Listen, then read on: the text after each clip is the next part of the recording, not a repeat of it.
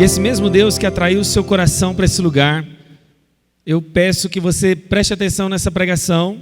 Serão 42 versos da explicação desse texto, conhecidos, irmãos. Não vai dar para a gente esgotar esse texto, mas a ideia é explorar na sua ênfase, na sua essência. Então eu convido a igreja a abrir o texto da palavra do Senhor no Evangelho de João, capítulo de número 4. João capítulo 4, a partir do verso de número 1.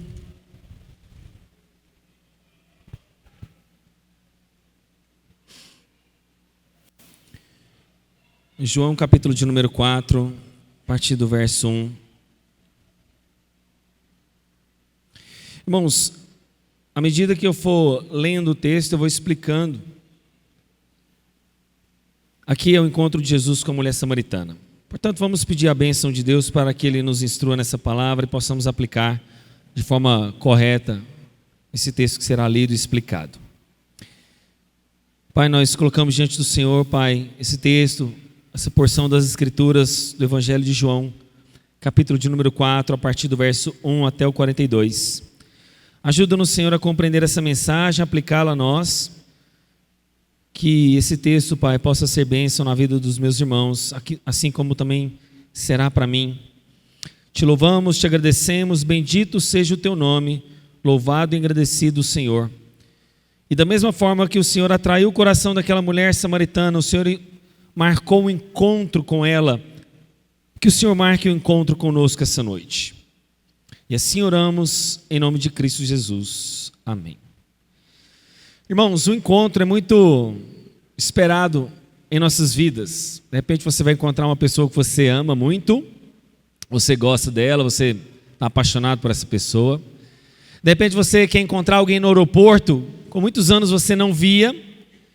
De repente você quer encontrar o seu pai, a sua mãe, que está distante, e há anos você talvez não te encontre, ou de repente um filho nasce e você quer conhecer o rosto daquela criança. Um encontro que muda a nossa história, um encontro que muda a nossa vida, um encontro particular e pessoal é que é descrito aqui nesses 42 versículos. E esse texto é muito rico e por causa de algumas ênfases eu não vou conseguir esgotar esse texto, até mesmo porque a palavra de Deus é infinitamente rica, portanto, jamais conseguiremos fazer isso. Mas o Evangelho de João reúne dois encontros muito interessantes, encontros opostos um do outro. Nós vemos, por exemplo, nos versos anteriores, onde Jesus encontra Nicodemos, e agora a gente vê o encontro de Jesus com a mulher samaritana. E nesse encontro, completamente oposto um do outro, nós vemos o encontro com um judeu, um homem, alguém muito letrado, muito conhecedor das Escrituras e de posses. Mas esse encontro acontece às escondidas, de alguma maneira até à noite. Não está no olhar de todos nós, não está no radar sequer daquelas pessoas daquela região. Veja o oposto. Jesus agora vai descrever um encontro com uma mulher que não tinha muito conhecimento bíblico, não era muito letrada, alguém de moral até duvidosa, mas ela é encontrada não mais como judeu, como a gente viu, mas alguém que é samaritano, à luz do dia, sozinho.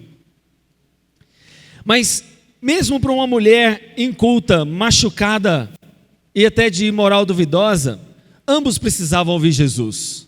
Não é porque ele era judeu, culto, de posses, que não precisava de Cristo, ou com aquela mulher de poucas posses, e de fato ambos precisavam de salvação. Sabe o que isso mostra? Que a salvação não é para aquelas pessoas que a gente acha que merece. A salvação não é para aquelas pessoas que a gente acha que são amigos nossos, que estão na mesma classe social que a gente. Ricos precisam do Evangelho, pessoas carentes precisam do Evangelho, a classe média precisa do Evangelho. Mas Jesus faz abordagens distintas para pessoas distintas. Ele começa o primeiro ensinamento mostrando que a comunicação do Evangelho deve ser diferente com pessoas diferentes, não há metodologia para isso. O Evangelho de Jesus Cristo, como seu maior comunicador, está diante da alma humana sedenta e carente desse Evangelho. E nesses métodos diferentes que Jesus está abordando, ele sempre amplia esses métodos, mas nunca abre mão da verdade. Diferente talvez do Evangelho que a gente vê hoje, não é? O evangelho de hoje, na verdade, ao contrário, a gente é radical com método. A gente se apega às tradições e esquece da verdade. A gente se aplica, abraça e morre com aquelas tradições, mas esquece da verdade. E nessa radicalização de escolhermos os nossos métodos, a gente acaba relativizando a essência da palavra. Irmãos, o contexto aqui é muito simples. Nós estamos na região da Judéia, na Palestina. Essa região que tinha fortemente uma ligação com uma cidade mais importante, a cidade de Jerusalém. E por essa razão, então, os fariseus têm um interesse muito especial, não só na cidade de Jerusalém, mas nessa região. Então ele quer contradizer Jesus, eles querem confrontar Cristo.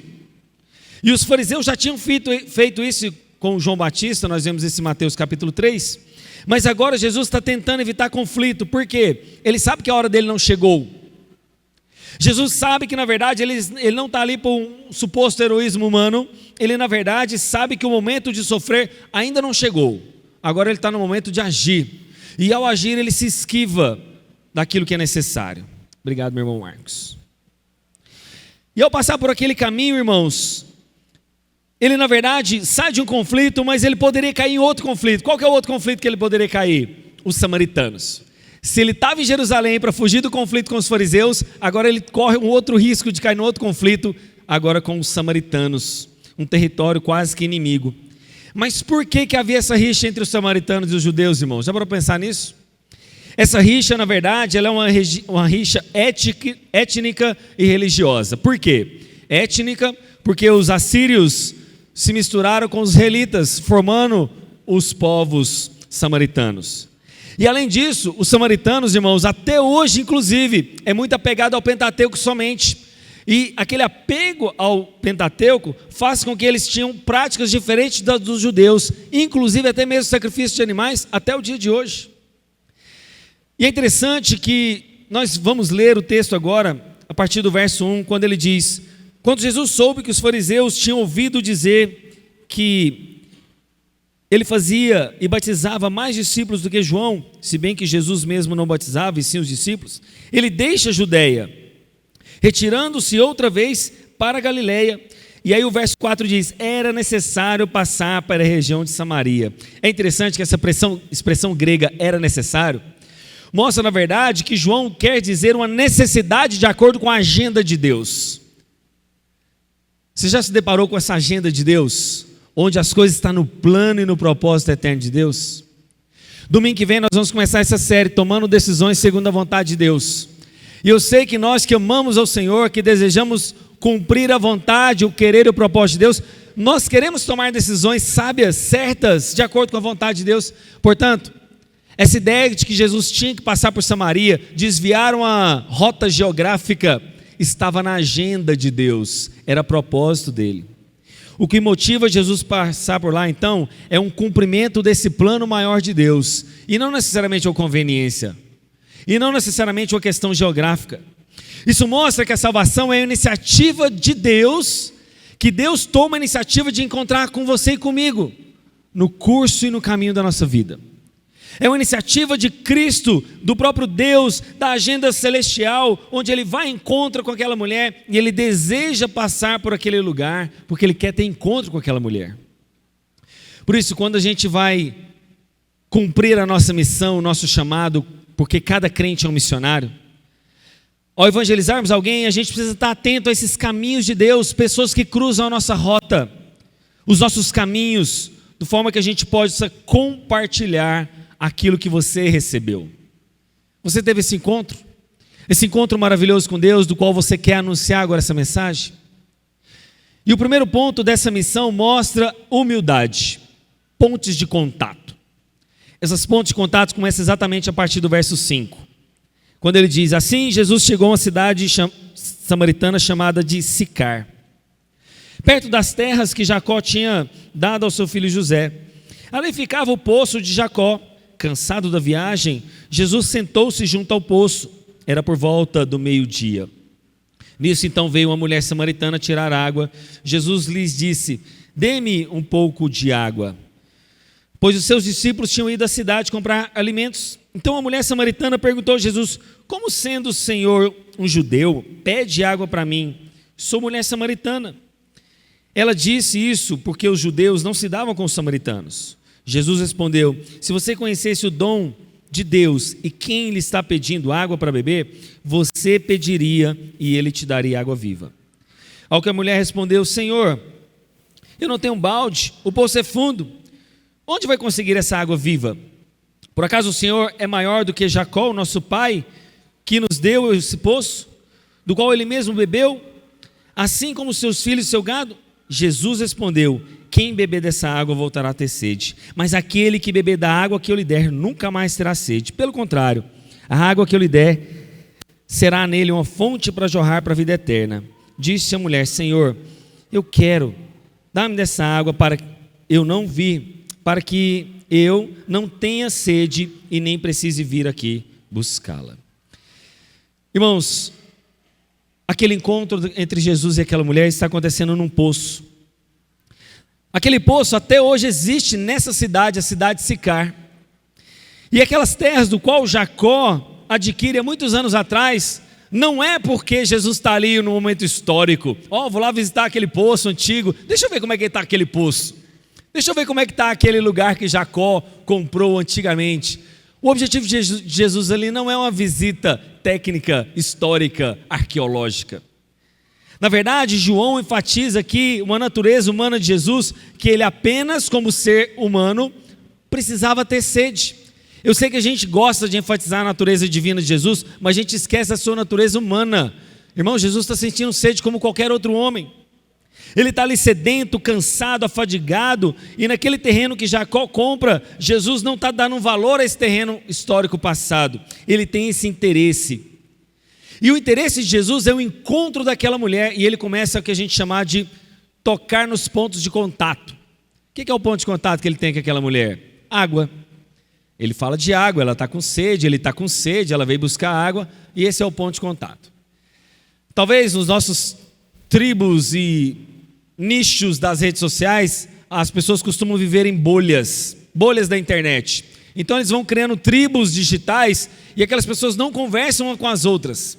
Elas acabam mergulhando e desfrutando daquele nicho. Então quem gosta de uma determinada área da internet vai para aquele povo, aquelas outras pessoas que gostam de jogos online ficam ali restrito. Então as pessoas não têm pontos mais de contato e virou um radicalismo onde as pessoas não conversam umas com as outras. Mas aquela mulher, irmãs, está ali na hora mais quente do dia, ao meio-dia. E o que significa o meio-dia? Aquilo que já passou da metade do dia que talvez não foi bem. Aquela metade do dia que você pensa o que vai acontecer do meio-dia para a tarde. E ninguém buscava água nessa hora. Por quê, irmãos? Porque era a hora mais quente. Quem que vai buscar água no poço? Hoje a gente tem conforto nas nossas casas, tem água na torneira, tem água encanada, mas naquele tempo você tinha que ir lá buscar aquela água. Agora eu penso, alguém procuraria a hora mais quente do dia, irmãos? Ou você faria isso no início da manhã ou no final da tarde. Mas por que, irmãos, aquela mulher está vindo buscar água na hora mais quente do dia? Exatamente por uma possibilidade. Isso aqui a Bíblia não diz, não afirma. Mas possivelmente ela queria evitar as pessoas, ela queria evitar contato. Ela não queria encontrar com ninguém. E ao evitar entrar em contato com aquelas pessoas da cidade de Sicar também não queriam contato com ela, porque sabia da vida dela, da vida pregressa dela. Então o histórico daquela mulher fazia com que ela se afastasse da comunidade, a comunidade se afastasse dela. Talvez, meus irmãos, ela vivia uma vida do secreto. Isso parece com a nossa sociedade. Isso parece um retrato, talvez, do nosso social. Por quê, irmãos? Porque as pessoas talvez vivem nos seus nichos, escondidas por detrás do celular, do computador, ou mesmo em suas casas. As pessoas têm medo de doenças, têm medo de ladrões, têm medo da sociedade, e cada um vive recluso no seu nicho. E ela, como alguém na crise na área espiritual, está diante de Deus, mas não reconhece Deus na frente dela. Não é isso. As pessoas vêm à igreja, ouvem a palavra, mas não conseguem esse encontro com esse Deus real, vive verdadeiro por elas, por causa dessa crise. Elas buscam na internet um sentido para a vida, elas vão nos gurus do YouTube, do Instagram, do Facebook, buscando respostas para a vida, mas Deus está diante dela e ela não tem esse encontro com Deus. Essa mulher está em crise, não reconhece o Deus diante dela. Mas a crise dela não é só espiritual, ela também está numa crise social, porque ao vir buscar água no meio-dia, ela não quer contato com muita gente. Ela quer viver no mundinho dela. Ela quer que ninguém toque nas feridas dela. Ela quer entrar naquele poço, sair despercebida e que ninguém a veja. E não é assim, irmãos? Pessoas vivendo verdadeiros cárceres privados em seus lares hoje, nos seus mundinhos, meio que o pai, a mãe, o filho, distante um do outro na casa, cada um nos seus nichos digitais. Pessoas presas nesses mundinhos particulares e pessoais, onde elas não se encontram. Mas a crise dela não é só espiritual, porque ela não consegue enxergar Jesus, não é apenas moral, porque ela não quer se relacionar com as pessoas, mas ela também é uma crise conjugal. Ela depositou expectativas na vida de um casamento, achando que ela seria suprida, achando que ela ia receber a fonte da vida, aquilo que ela buscava tanto, mas no casamento ela não alcançou essa felicidade. É assim a nossa sociedade. Está em busca de sexo pela internet, está em busca, na verdade, de bens materiais, de viagens que ela ainda não fez, e aí elas se perdem nesse mundo. E eu fico imaginando aquela mulher indo ao poço e vendo um homem lá no poço. Imagine ela sai da cidade de Sicar, o poço era afastado e ela está caminhando. E ao caminhar ela vê que tem alguém lá. O que poderia ter passado na cabeça dela? Ela pensa assim, gente, eu venho justamente meio-dia para ninguém me atormentar, para eu não encontrar ninguém, mas ter uma pessoa lá. E agora, eu vou ou não vou? Eu tomo uma decisão para continuar ou não? Irmãos, as decisões da nossa vida impactam a nossa existência. E essa mulher então decide continuar a sua jornada e enfrentar o desafio dela mesma. E chegando no poço, Jesus mostra essa simpatia, mantendo essa ponte de contato com ela. Como Deus, Jesus, irmãos, como Deus já tinha um raio-x da alma daquela mulher nas suas mãos. Jesus, na verdade, humildemente, ele começa o diálogo com aquela mulher com uma ponte de contato, falando de água, mas pedindo um favor. Já parou para pensar nisso? Jesus poderia ter feito um milagre, não poderia? Fazer com que a água do poço subisse e caísse no balde dela, ou dele mesmo, né? Ele fizesse um milagre, que a água viesse e ele pudesse beber daquela água. Jesus poderia ter operado alguma coisa miraculosa, mas ele não fez. Humildemente ele faz um pedido. Como Deus, Senhor de todas as coisas, Criador do universo, conforme o texto de Colossenses e capítulo 1 de João, Jesus como aquele que por meio dele todas as coisas vieram à existência, pede um favor gentilmente àquela mulher. Isso mostra uma sensibilidade que Jesus estava tratando daquela mulher com as suas crises do seu dia a dia. Jesus então olha para aquela mulher diante dela e não diz, eu sou Deus, eu sou o grande eu sou, arrependa-se da sua vida imoral, converta-se do seu mau caminho. Jesus não faz isso com ela. Mas o método de evangelização de Jesus é mostrando exatamente essa sabedoria e humildade. Irmãos, e no desenrolar daquela conversa, Jesus mostra, na verdade, dirigindo o seu alvo para aquela mulher. E ela encara aquele Deus diante dela de forma cética. Ceticismo. As pessoas às vezes vêm para a igreja céticas. Não vai acontecer nada lá não. Vou lá naquele culto hoje, mas eu acho que não vai acontecer nada. Cética não só pelos anseios perdidos. Talvez você está aqui e fala assim, mas será que de fato eu posso ter minha vida mudada e transformada hoje? E aquela carência do cotidiano não fez ela enxergar Jesus. Naquela rotina diária, ela não compreendeu quem era Cristo. E aqui eu vou para você, meu irmão. Será que na sua rotina diária você tem deixado passar Jesus desapercebido? Será que você, na verdade, está entendendo que Deus, quando encontra com você, te faz com que essa boa notícia que você tem no seu coração é para você ir espalhar para outras pessoas? Então Jesus vence algumas barreiras. A barreira étnica, ele é judeu e ela é samaritana. A barreira moral, Jesus é um santo e ela é uma pecadora. A barreira, na verdade, o fato dele ser um homem e encontrar-se a sós com uma mulher. E talvez é assim quando a gente vai evangelizar alguém. Às vezes você vê barreira naquelas pessoas. Não, mas ele não tem o mesmo afinidade política que a minha. Eu não vou evangelizar essa pessoa. Não, ele tem um alto cargo na empresa, ele é o meu chefe vai me ouvir. Que isso? Ele é um doutor, culto, sábio. Eu não tenho como evangelizar essa pessoa. Ou talvez aquela pessoa é de alguma maneira do estereótipo de tatuagens, de piercings, de brincos, de alguma maneira, você não vai evangelizar essa pessoa? Pois é, nós precisamos quebrar toda e qualquer barreira para levar o evangelho, seja quem for, irmãos. E ao evangelizar, Jesus quebra então muitas dessas barreiras. E o primeiro passo que eu quero é que você pense nesse encontro que você teve com Deus, na sua humildade em estabelecer pontes de contato para pregar essa mensagem. Mas a segunda ponte de contato começa no verso 6, 16, quando ele diz o seguinte, até o 19. Jesus disse: vá, chame seu marido e volte aqui. Ao que a mulher respondeu: não tenho marido. Então Jesus disse: você tem razão ao dizer que não tem marido, porque já teve 5, e este que agora tem não é o seu marido. O que você disse é verdade. A mulher então disse: agora sei que o Senhor é um profeta. Até aqui, irmãos, quando ela disse que não tem marido, mostrava exatamente o tom da ferida que ela estava sofrendo. Quando Jesus fala do marido dela, ele sabia, como alguém que tem um raio-x da alma dela, que poderia exatamente tocar naquela miséria dela. Talvez ela está procurando no marido o aconchego do lar, o amor, o sentido para a vida, mas tudo foi em vão. Então aquela mulher começa a compreender a mensagem de Deus, de que ela não está diante de alguém normal. E a profundeza da raiz do coração dela mostra que, se ela tiver aquele encontro verdadeiro, tudo será mudado. É como se o ídolo do coração dela tivesse sido desmoronado. E nós, como coração de fábrica de ídolos, como dizia Calvino, a gente sempre quer colocar alguém no lugar de Deus. É uma pornografia na internet, é um carro do ano, é uma viagem nova, é um dinheiro. E a gente deposita esperança, alegria no sucesso, na família, no ministério, no poder, na reputação. Mas, irmãos, quando esses ídolos desmoronam na nossa frente, resta apenas Deus.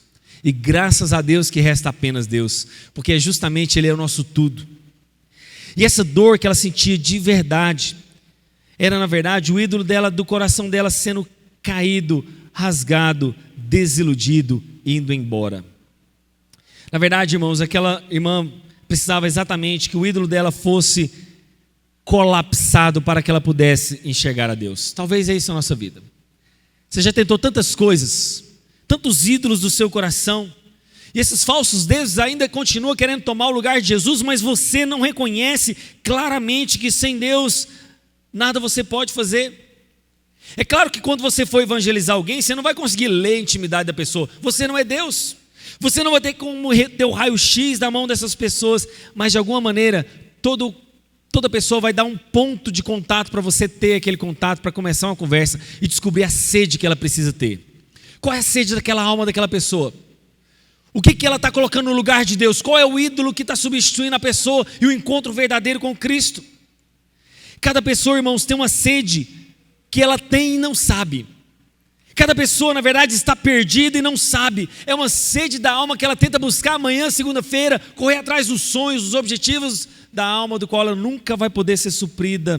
Mas, irmãos, por isso que você, como missionário, você não muda o coração de ninguém, você só prega a palavra. A ideia nossa não é salvar, converter, mudar ninguém, porque esse é o papel de Deus. O seu papel é só levar esse encontro que você já teve com Deus. Você já levou o seu encontro com Deus para alguém?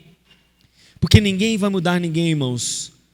E agora, aquela pregação que apenas entra no ouvido dela começa a descer para o coração. E aqui entra o terceiro ponto da evangelização, onde na verdade a gente vai mostrar a verdadeira adoração, a quem ela deve ser dirigida. Olha o verso 20. Os nossos pais adoravam nesse monte, mas vocês dizem: em Jerusalém é o lugar que se deve adorar. Mas Jesus respondeu: mulher, acredite no que eu digo. Vem a hora que nem nesse monte, nem em Jerusalém vocês adorarão o Pai. Vocês adoram o que não conhecem, nós adoramos o que conhecemos, porque a salvação vem dos judeus. Mas vem a hora, e já chegou, em que os verdadeiros adoradores adorarão o Pai em espírito e em verdade, porque são esses que o Pai procura para seus adoradores. Deus é espírito, e é necessário que seus adoradores o adorem em espírito e em verdade. A mulher respondeu: eu sei que virá o Messias chamado Cristo. Quando ele vier, nos anunciará todas as coisas. Então Jesus lhe disse: eu sou o Messias em quem estou falando com você. Irmãos, as pessoas daquele lugar, a mulher samaritana, ela adorava quem ela não conhecia. Quantas pessoas estão adorando Deus que não conhecem? Apesar de conhecerem o Pentateuco, eles viviam separados do Deus verdadeiro. E eu não faço a pergunta, não é assim hoje? Se eu sair lá fora e pregar sobre Jesus, as pessoas vão falar o quê? Pastor, mas eu já sei o que é Jesus. Você vem falar de Jesus? Eu já sei quem é Ele. Mas o Jesus que as pessoas conhecem, sabe o que é um Jesus? Histórico apenas. Não é um Jesus que elas tiveram um encontro real que mudou a história delas. Elas já ouviram falar do Natal, da Páscoa, sabem que da cruz, mas elas nunca tiveram esse encontro real. A mulher samaritana é isso. Ela conhecia a Deus, mas não a adoração, a intimidade, o encontro. Ela sabia de coisas de Deus. E aquela adoração dela era baseada na ignorância e não no encontro real, verdadeiro. Sabe o que é o meu receio? O meu maior receio é vocês estarem aqui por religiosidade, estarem aqui apenas por conveniência. Irmãos, você não pode estar aqui. Você tem que sair daqui claramente que você teve um encontro real com Deus. Você precisa espalhar esse encontro para outras pessoas.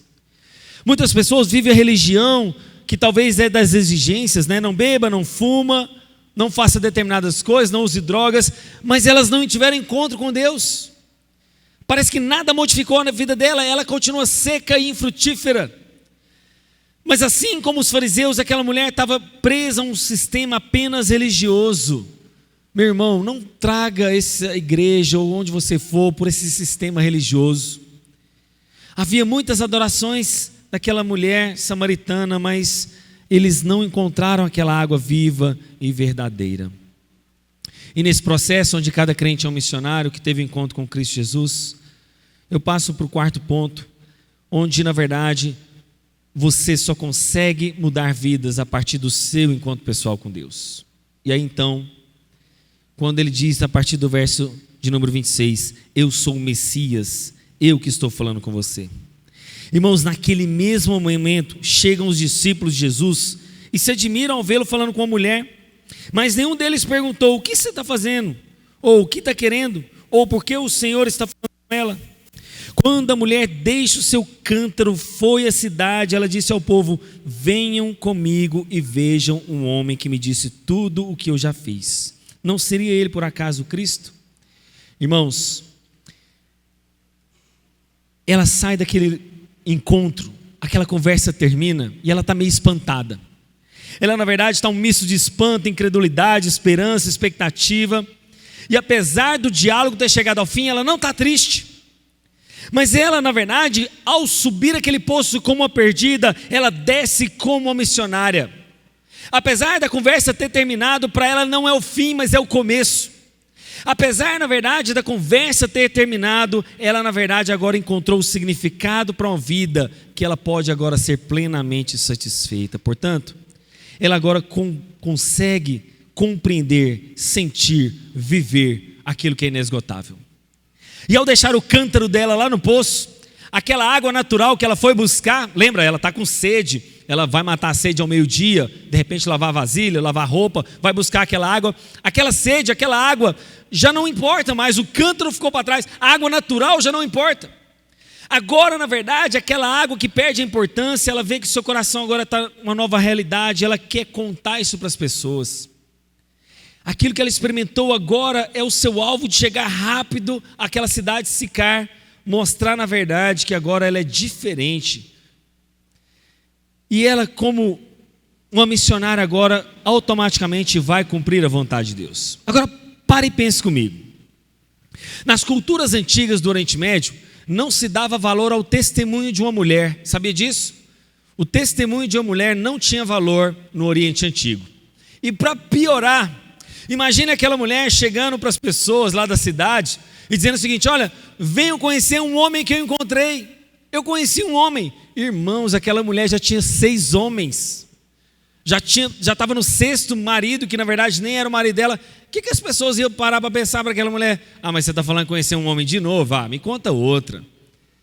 Você fala de um encontro com um outro homem, mas você já teve 6 e está falando de um novo homem para nós? Ah não, por favor, mais um homem? Mas irmãos, não importa o que a cultura da época pensasse, não importa o que as pessoas pensariam, não se importa na verdade o que sequer alguém falaria mal dela, ela testificaria o encontro real que ela teve. E assim como Filipe diz para Natanael, vem e veja, ela não tem um longo discurso. A pregação dela não é longa. Ela simplesmente dá uma frase, a pregação dela. Irmãos, ela diz, venham comigo e vejam um homem que me disse tudo que eu já fiz. Não seria por ele acaso Cristo? Essa é a pregação dela. Ela não fez como eu, que estudou esse texto a semana inteira para preparar para vocês. A pregação dela foi simplesmente, venham e vejam. Então o desejo dela agora é espalhar esse encontro, espalhar essa notícia. Como eu fiz aquela pergunta para você no começo. Sabe quando você quer contar para todo mundo que está namorando? Sabe quando você quer mostrar a aliança que você está com aquela pessoa que você tanto queria? Sabe quando você quer postar as fotos nas redes sociais do seu filho que acabou de nascer ou do seu casamento? Pois é, aquele encontro, ela queria espalhar. E ao espalhar, ela torna-se agora uma evangelizadora. E talvez nas nossas igrejas atuais ela não serviria. Por quê, irmãos? Se ela estivesse aqui, o que é a primeira coisa que a gente ia falar? Não, você não fez curso de evangelismo ainda não. Você não está preparada para evangelizar. Olha a sua vida imoral, olha a sua vida devassa. Olha, você já está no 6º casamento e nem esse 6º é um casamento. Você não está preparada para ser evangelista não. Você não faz parte para fazer do nosso grupo missionário da igreja. E aquela mulher, irmão, sem muito entendimento bíblico, sem nenhuma técnica evangelista, sem treinamentos, sem horas de estudo, na verdade, ela só quer espalhar aquela notícia. E os discípulos então, que estavam na cidade, ficaram horas na cidade. Sabe qual que é a diferença daquela mulher? Os discípulos não trouxeram uma única alma para Jesus. Os discípulos que foram à cidade, conheciam a Jesus, sabiam tudo da pessoa do filho, tudo entre aspas, né? Sabia muito sobre a pessoa do filho, não trouxeram uma única pessoa, nem sequer evangelizaram, não apresentaram a pessoa do Deus vivo, encarnado ali, não evangelizaram. Mas aquela mulher com um único encontro de Jesus, desce como missionária e quer trazer a aldeia inteira para conhecer Jesus. O papel que era dos discípulos, eles não fizeram. Os discípulos que deveriam estar preocupados em apresentar Jesus na cidade de Sicar, não fizeram isso. O que eles estavam preocupados? Em suprir as suas necessidades pessoais, físicas. Por que os discípulos foram fazer na cidade, irmãos? Comprar comida para eles, não é? Eles estavam preocupados com a necessidade física, né? E aí eu volto a pergunta para você, o que você vai fazer amanhã, segunda-feira? Eu sei que você vai trabalhar, eu sei que você vai buscar o ganha-pão da sua casa, mas será que é só isso mesmo, irmãos? Será que você que teve um encontro pessoal e particular com Deus não deve sair e espalhar essa notícia? Ou você está preocupado só com as suas necessidades físicas, como os discípulos estavam? Os discípulos foram àquela cidade procurar comida para satisfazer a sua carne, a sua necessidade, que é justa, é legítima, é claro. Mas eles não pregaram o evangelho. Aquela mulher não. Ao contrário dos discípulos, ela deixa o cântaro, deixa a água natural e vai ser uma missionária naquele lugar. Irmãos, os discípulos que presenciaram grandes feitos do Senhor não são como os missionários, mas ela sim. Por isso que cada crente que teve encontro com Cristo é um missionário em potencial. E você agora que teve encontro com o pessoal, com Cristo, você deve espalhar essa imagem de Cristo para onde você for. São Francisco de Assis diz uma frase interessante. Ele diz, você deve pregar o evangelho, se possível com palavras. Isso é parcialmente verdadeiro. São Francisco de Assis está falando para pregar pelo seu testemunho, é claro, mas também tem que ser com palavras. Porque se fosse só pelo testemunho, Jesus viria a essa terra, não falaria nada, não pregaria para ninguém, ficaria mudo, calado, morre na cruz, vai para o céu e salvaria as pessoas. Portanto, você como missionário, você prega com palavras e com ações. Porque tem aquela famosa frase, às vezes você fala que é crente, fala que é evangélico, fala que é protestante, mas as suas ações não condizem com isso. E aí aquela frase que diz, as suas ações estão gritando tão alto no meu ouvido que eu não consigo ouvir o que você está falando. Portanto, quando Jesus, irmãos, dá aquela responsabilidade a essa mulher e a nós, talvez é isso. E eu volto àquela frase do Hernandes Dias Lopes. Eu como pregador, eu estou pregando para uma agência de missionários, que são vocês, e vocês vão sair falando desse encontro com Cristo? Ou eu estou pregando como um campo missionário, para que você ainda tenha esse encontro com Cristo? Irmãos, ou a igreja evangeliza, ou ela precisa ser evangelizada. Mas as pessoas que tiveram esse encontro com Deus, não precisam de um curso de teologia, irmãos. Você não precisa. Você precisa simplesmente dar o seu testemunho. Você precisa, na verdade, pregar o evangelho. Na verdade, eu vejo que falta evangelização não porque falta material, treinamento, estratégia. O que falta, sabe o que é? Uma convicção desse encontro real com Deus. Uma convicção, se é que você teve esse encontro. E o último fundamento que a gente vê está exatamente do verdadeiro alimento. Quando o verso 27, os discípulos chegam e a mulher diz no verso 29 para ir àquela cidade, ele diz o seguinte: então saíram da cidade e foram onde Jesus estava. Enquanto isso, os discípulos pediam a Jesus dizendo: mestre, coma. Mas ele lhes disse: tenho para comer uma comida que vocês não conhecem.